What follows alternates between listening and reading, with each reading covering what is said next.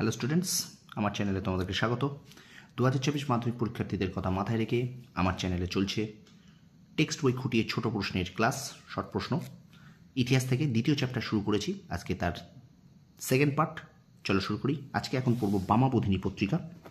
আগের দিন আমরা পড়েছি হিন্দু প্যাট্রিয়ট পত্রিকা, এবং আজকে পড়ব বামাবোধিনী পত্রিকা এবং গ্রাম বার্তা প্রকাশিকা পত্রিকা সম্পর্কে।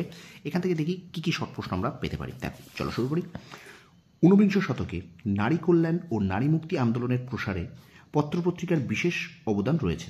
এই পত্রপত্রিকার মধ্যে 1863 খ্রিস্টাব্দে প্রকাশিত বামাবোধিনী পত্রিকাটি হলো সর্বাপেক্ষা উল্লেখযোগ্য। তাহলে বামাবোধিনী পত্রিকা কত সালে প্রকাশিত হয়?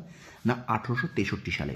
কেশবচন্দ্র সেন প্রতিষ্ঠিত বামাবোধিনী সভা এর মুখপাত্র হিসেবে, অর্থাৎ বামাবোধিনী সভা কে প্রতিষ্ঠা করেন? কেশবচন্দ্র সেন, ঠিক আছে।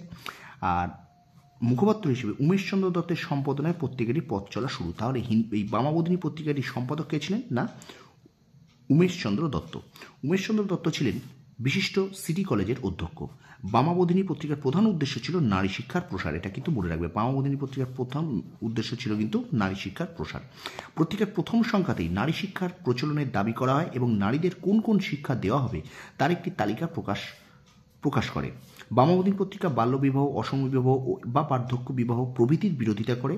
বাল্যবিবাহের কুফল হিসেবে ক্ষীণবল ও স্বল্পায়ু সন্তানের জন্ম, অল্প বয়সে সন্তানের পিতা হওয়ার ফলে বিদ্যার্জনে বাধা ইত্যাদির দিক পত্রিকায় তুলে ধরা হয়। অসমবিবাহ ও বার্ধক্য বিবাহের ফলে স্বামী স্ত্রীর মানসিক দূরত্বের সৃষ্টি হয়, একথা পত্রিকাটি স্পষ্ট ভাষায় ঘোষণা করা হয়। এখান থেকে খুব একটা তেমন আর কিছু শর্ট প্রশ্ন নেই, আমরা এইটুকু পড়ে নিলাম, বাকিটা আমাদের পড়ার দরকার নেই, মানে শর্ট প্রশ্নের জন্য পড়ার দরকার নেই, ঠিক আছে। এটা তোমরা একটুখানি দেখে নাও, এই পার্টটার থেকে শর্ট প্রশ্ন আসতে পারে, ঠিক আছে।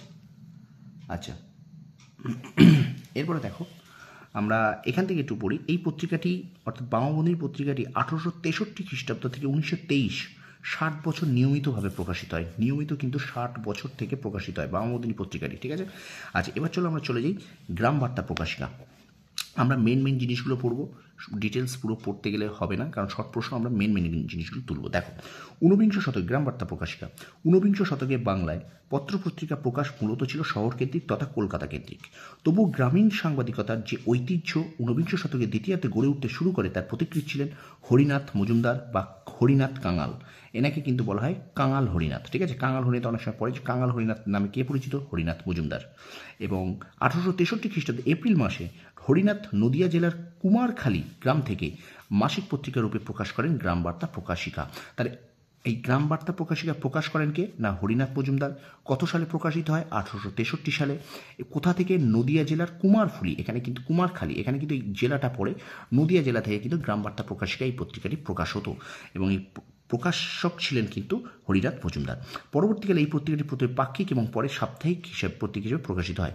কুমারখালী বাংলা পাঠশালার প্রধান শিক্ষক হরিনাথ মজুমদারের নির্ভীক সম্পাদনায়, অর্থাৎ গ্রাম বার্তা প্রকাশিকা সমকালীন বাংলার গ্রামীণ জীবনের যথার্থ দর্পণ হয়ে উঠেছিল। অর্থাৎ গ্রাম বার্তা প্রকাশিকার সম্পাদক কিন্তু ছিলেন এই হরিনাথ মজুমদার, এটা কিন্তু মনে রাখবে।